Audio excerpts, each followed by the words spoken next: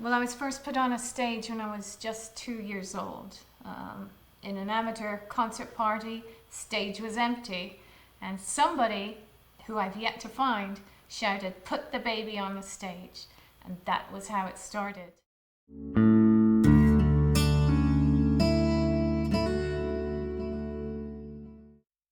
I started to learn piano, along with singing and dancing. And that was a wonderful start for me. My early career started properly around 15. My piano teacher got sick, and he played in a social club, in a trio, piano, bass and drums. And he got sick, and I was asked to stand in for him. And at 15, I earned more money in one night than my dad earned in 2 weeks. And that was a big deal for our family. My mother had scrubbed floors to pay for extras, including piano lessons. So this was an incredible start to my career.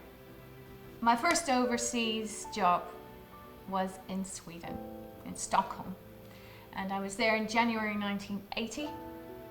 And I was told if I lasted a week, I could go on and play for as long as I wanted. Everything was different. I'd never traveled outside of the UK before. I'd never experienced anything like that before. And so with a glass top piano and people sitting around as you sang and played their favorite songs, it was a very, very interesting time for a 20-year-old who'd never been anywhere. Okay, so I traveled throughout Scandinavia, throughout Europe, throughout the Mediterranean, and then into the Middle East. And I would pack a bag of music and a bag of clothes. My agent would call and say, "Hey, I want you to go to Abu Dhabi." And I'm like, to my mom, "Where's that?" And so I'd have to go look it up in the library. No cell phones at that point. And so, yeah, okay, trusted my agent, and off I would go by myself.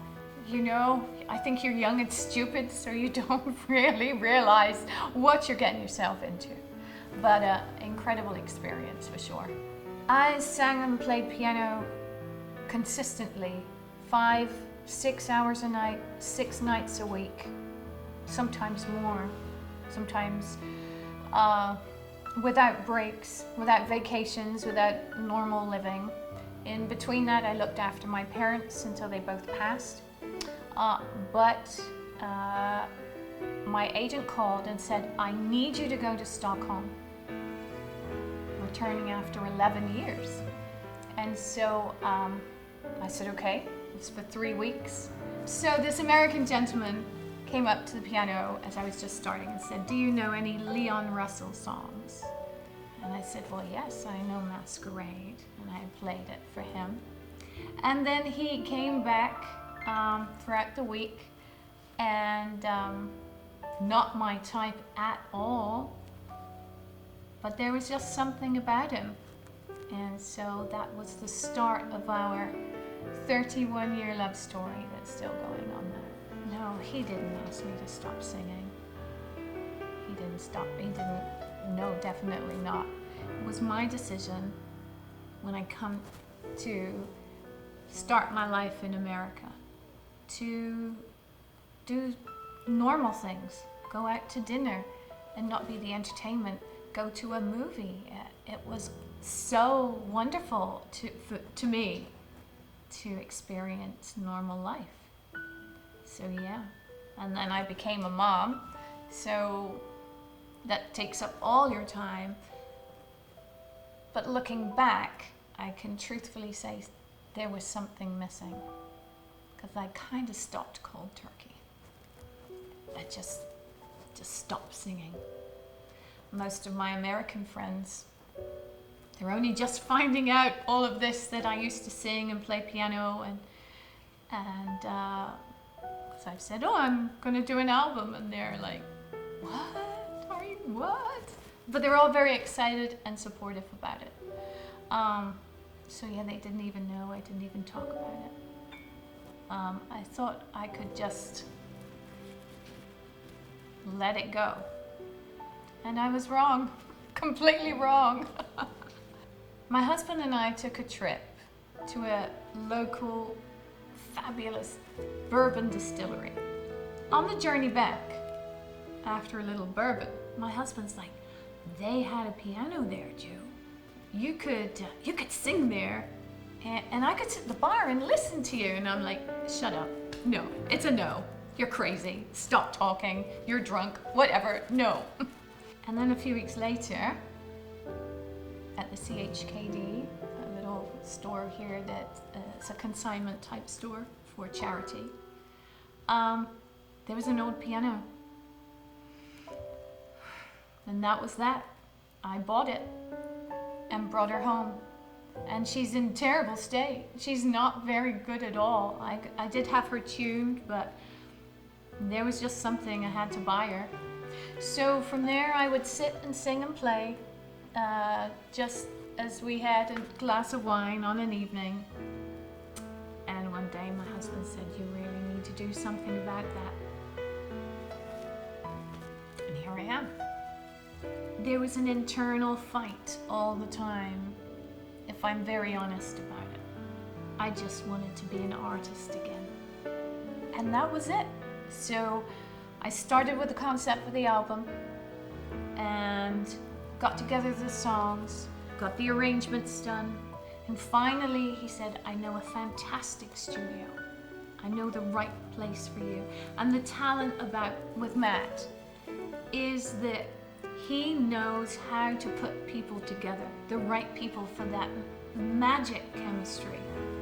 And so I met Tom at Graphic Sound Studio, who is my engineer, and he's also right now mixing the tracks, and an incredible experience.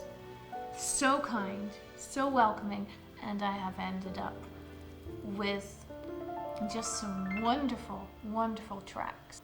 I see my future as performing live.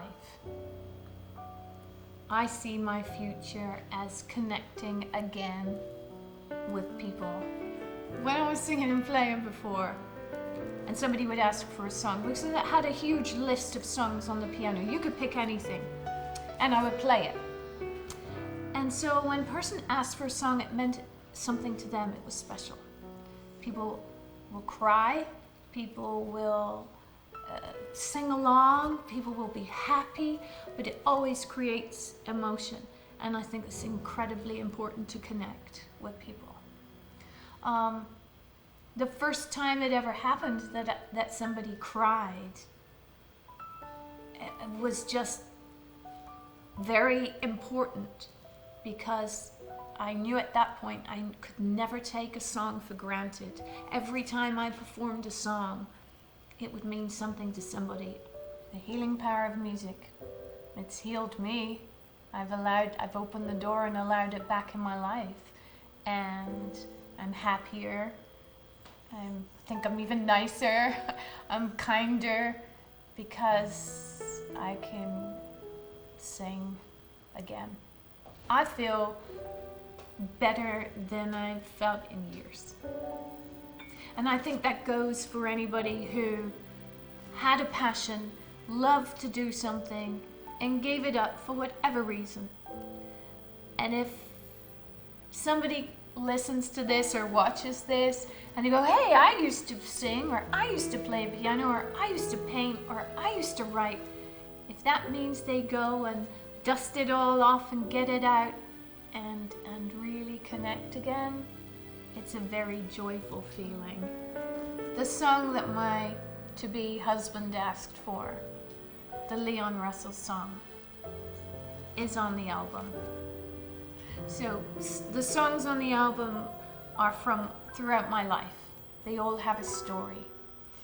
And actually on our 10th wedding anniversary, my husband got Leon Russell to sign the sheet music for Masquerade.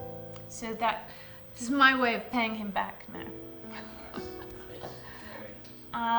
There are songs on the album. The most magical song for me, I used to sing in my bedroom along with my records. And one of them was with You're Born Again with Billy Preston. And I wanted to sing with him. It was a dream. Years later, I walked into a hotel in London ready to work. And this American gentleman came up and said, "Hey, do you know any Billy Preston songs?" I said, "I know With You're Born Again." And he said, "Great, because Billy would like to sing and play it with you." And for me, a teenage dream come true. It was the most magical 2 nights ever. The whole hotel just came to a standstill with this magnificent voice and piano playing. Because he didn't play often like that, but he got up and did that with me. And yeah, truly magical. So each of the songs have a story that's very personal to me. And I hope people enjoy it and go back to music or art or painting and be joyful.